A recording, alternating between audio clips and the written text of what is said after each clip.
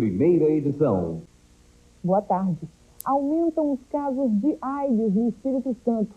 Mais de 21 mil pessoas estão com vírus. Algumas já com sintomas e outras espalhando a doença sem saber que estão contaminadas.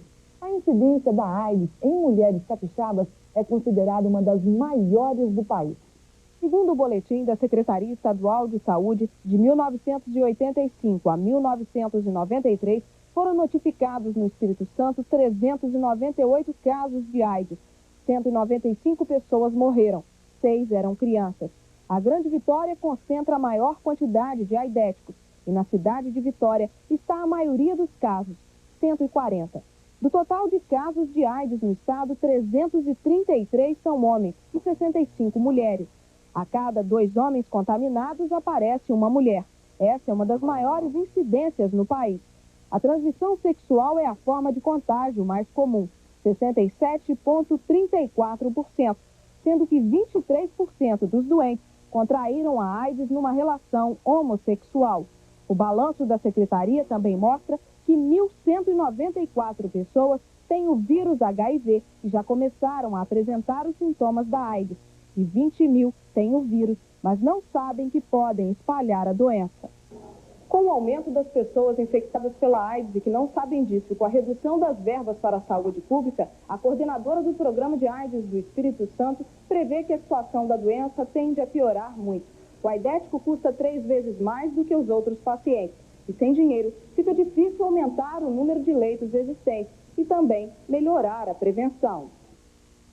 Estudantes da Faculdade de Farmácia fazem manifestação de apoio ao decreto do governo e obriga os laboratórios a apresentarem na embalagem o nome genérico dos remédios.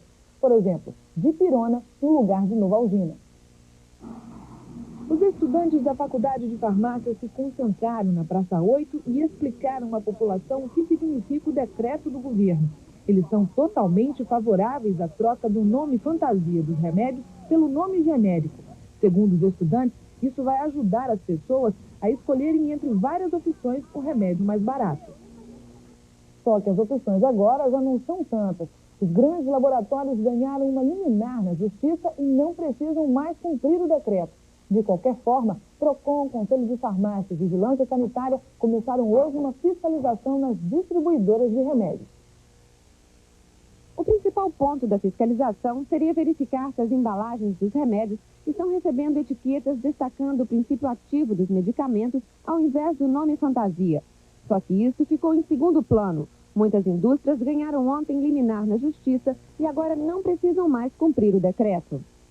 90% das indústrias e laboratórios que fabricam remédios para todo o Brasil foram beneficiados por esta liminar.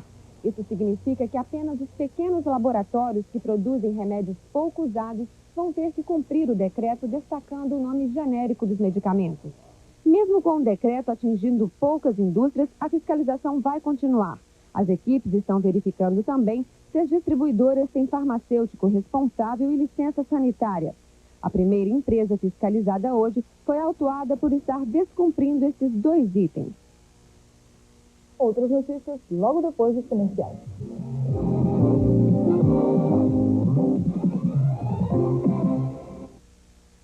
Futuro sempre presente.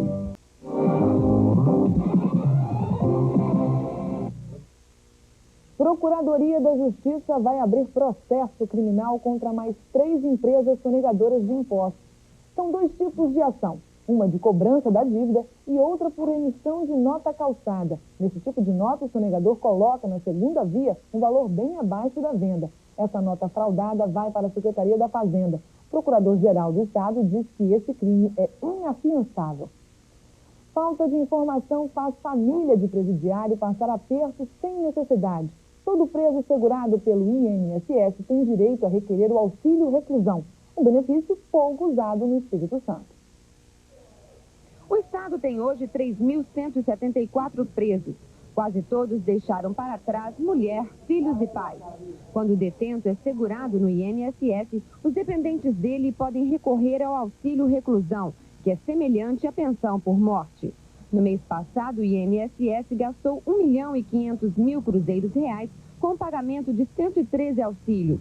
Este número é considerado pequeno se comparado à quantidade de presos.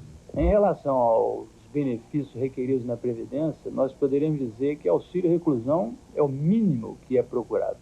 Para receber o auxílio reclusão, o dependente deve procurar qualquer posto do INSS e apresentar alguns documentos, como uma declaração de que o segurado está preso, carteira de trabalho, de identidade, o CPF do detento, além de um comprovante de que a pessoa é dependente, como certidão de nascimento ou de casamento. Foge da cadeia sargento que foi condenado ontem à noite pelo assassinato de 3 rapazes na Serra. O crime aconteceu em março do ano passado.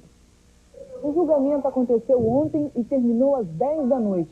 O sargento Dário Berminócio foi condenado a 48 anos de prisão.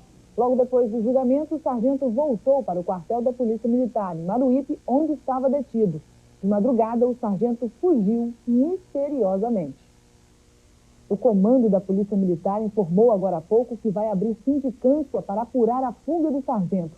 Serão abertos processos contra 3 policiais que estavam no plantão de ontem à noite. Ontem à noite, quando o sargento chegou ao quartel da polícia em Maruípe, ele não foi conduzido para a prisão especial. Continuou preso no alojamento do subtenente, onde ele tinha trânsito livre para sair e passear pelo quartel.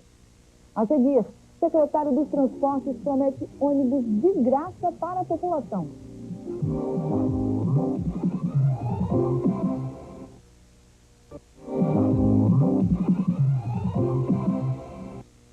Concurso público em 2 instituições federais promete ser bem disputado. Milhares de pessoas já se inscreveram. As filas começam logo cedo.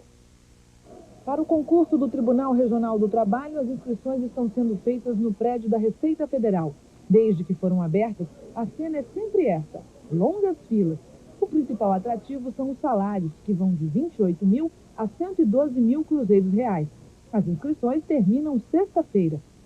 Também na Polícia Rodoviária Federal, as inscrições vão até sexta-feira. Mais de 1.500 pessoas já se inscreveram. Serão oferecidas 102 vagas. O secretário dos Transportes, Teodorico Ferraço, anuncia que a partir de janeiro vai colocar ônibus de graça para a população. Mas enquanto isso não acontece, muita gente está indo a pé para o serviço. Logo que o dia amanhece, as calçadas